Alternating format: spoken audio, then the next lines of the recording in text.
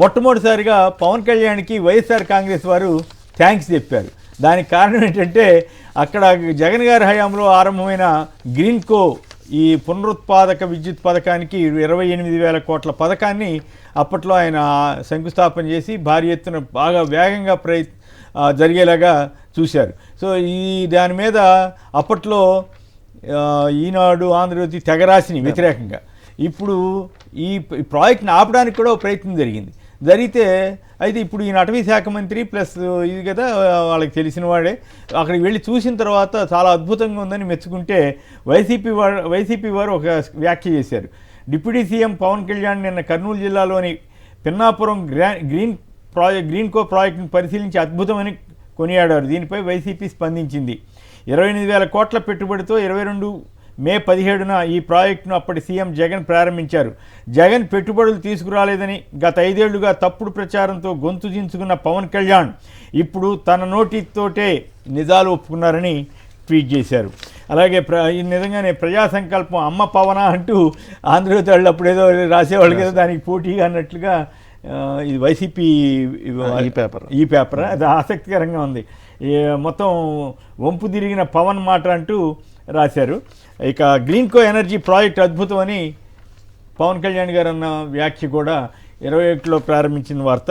దీని మీద ముందుగా మీరు చెప్పండి, ఏమిటి ఇప్పుడు పవన్ కళ్యాణ్ గారికి ఇప్పుడు జ్ఞానోదయం అవుతుంది అనుకోవాలా? అసలు ఏమిటి ఆయన ఆ మధ్య స్కూల్కి వెళ్ళి కూడా సరే ఇదేంటి స్కూల్ ఇది బ్రహ్మాండంగా ఉందే అని అంటాం.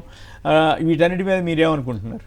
నాట్ ఓన్లీ పవన్ కళ్యాణ్ ఈ ఒక్క విషయం అనే కాదు సార్. ఇప్పుడు మీరు గమనిస్తే రిషికొండలో జగన్మోహన్ రెడ్డి గారి ప్రభుత్వం కట్టినటువంటి ఒక అద్భుతమైనటువంటి భవనం అంటే సరదాగా ఒక వ్యాఖ్య చేశారు పవన్ కళ్యాణ్ గారు, మీరు జగన్ గారు చేసిన అభివృద్ధి అంతటిని మీరు దేశం అంతా రాష్ట్రం అంతా తిరిగి చూపిస్తున్నారు, సంతోషం. దాన్ని ఈయన ఏదో తిడదామని వెళ్ళినట్టున్నాడు, అక్కడ తెలియకుండానే అప్రిషియేట్ చేస్తాడు. ఆంధ్రప్రదేశ్ రాష్ట్రంలో అసలు అటువంటి నిర్మాణం ఎప్పుడూ జరగల. అంత అద్భుతమైనటువంటి ఒక బిల్డింగ్ అక్కడ కడితే వీళ్ళకి కట్టం చేతగాల. వీళ్ళు అమరావతిలో అద్భుతం సృష్టిస్తా అన్నారు కదా, అమరావతిలో వాళ్ళు కడితే వాటర్ గారుతున్నాయి ఆ సెక్రటేరియట్ అనే అసెంబ్లీలో.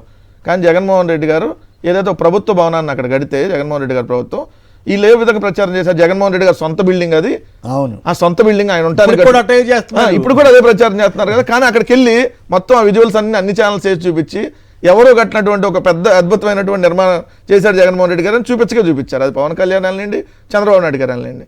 నిన్న ఈ గ్రీన్కో ప్రాజెక్టుకి సంబంధించి సార్ ఇదే ఈనాడు చూడండి సార్, ఈనాడులో అడవి తల్లికి గ్రీన్కో గాయం చూపిస్తుంది. అడవి తల్లికి గ్రీన్కో గాయం ఎప్పుడు 18/7/2024 అంటే వాళ్ళు అధికారంలోకి వచ్చిన తర్వాత కూడా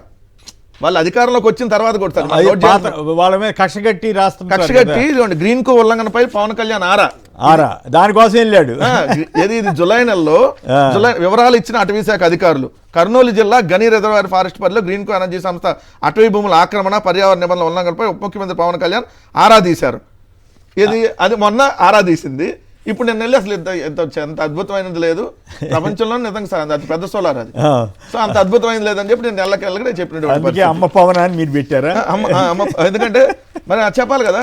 ఇప్పుడు ఎందుకంటే సార్ మొన్నటి దాకా ఆయన అధికారంలోకి వచ్చినా కూడా వీళ్ళు గ్రీన్కోలో ఉల్లంఘనలు జరిగినాయి అధ్యయనం అని చెప్పేసి మరి ఈనాడు వాళ్ళు కంకణం కట్టుకుని జగన్ టైంలో వచ్చే పరిశ్రమలు ఎట్లా జడగొట్టాలా షిడి సాయి మీద వాళ్ళ మీద అస్మదీయుడికి అదిరేట్ ఆఫర్. ఇప్పుడు ఆయన చలమల్ శెట్టి సునీల్కి సంబంధించి, ఎందుకంటే కాకినాడ వైసీపీ ఎంపీగా పోటీ చేసినటువంటి చలమల్ శెట్టి సునీల్ గారు గ్రీన్కో అయితే అస్మదీయుడికి అదిరేట్ ఆఫర్ జగన్మోహన్ రెడ్డి గారు ఇచ్చారని చెప్పి ఆంధ్రజ్యోతి వార్త. ఇప్పుడు మరి పవన్ కళ్యాణ్ అద్భుతమైంది, చాలా బాగుంది అని చెప్పి 50,000 మందికి ఉద్యోగాలు వస్తున్నాయి అని చెప్పాడు కదా. మరి దానికి ఇప్పుడు ఏం సమాధానం చెప్తారు వాళ్ళు? సో ఏదైతే జగన్మోహన్ రెడ్డి గారి ప్రభుత్వం మీద బురదేయాలని చెప్పి వీళ్ళు ఏదైతే చూస్తారో కొన్ని రోజుల తర్వాత వాళ్ళు అక్కడికే వెళ్ళి ఇది బురద కాదు ఇది బంగారం అని చెప్పినటువంటి పరిస్థితి ఈరోజు నెలకొంది. ఎందుకంటే మొన్నటిదాకా జగనన్న కాలనీలు మీరు చూడండి సార్, చంద్రబాబు నాయుడు గారు ఈ సెంటు స్థలాల్లో ఎట్టుంటారు అన్నాడు.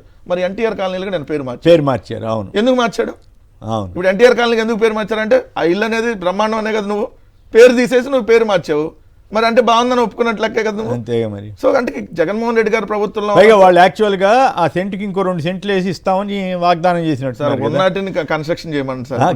వాళ్ళు హామీ ఎన్నికల ప్రణాళికలు వాళ్ళు అన్నీ ఇస్తారు సార్. ఇప్పుడు సంక్రాంతి పండుగ సంక్రాంతి కానుకలు ఇస్తామని చెప్పాలా? సంక్రాంతి కానుక ఉందా ఈసారి ఎలక్షన్ మేనిఫెస్టోలో? ప్రతి దాంట్లో మేనిఫెస్టోలో ఉంది సార్ క్లియర్ గా, పండుగల కానుకలు ఇస్తాం అనేది క్లియర్ గా మేనిఫెస్టోలో ఉంది. సో మరి కానుకలు ఇచ్చారా? కానుకలు ఇవ్వగా జనాలు ఎత్తున ఇంకా భారం వేశారు.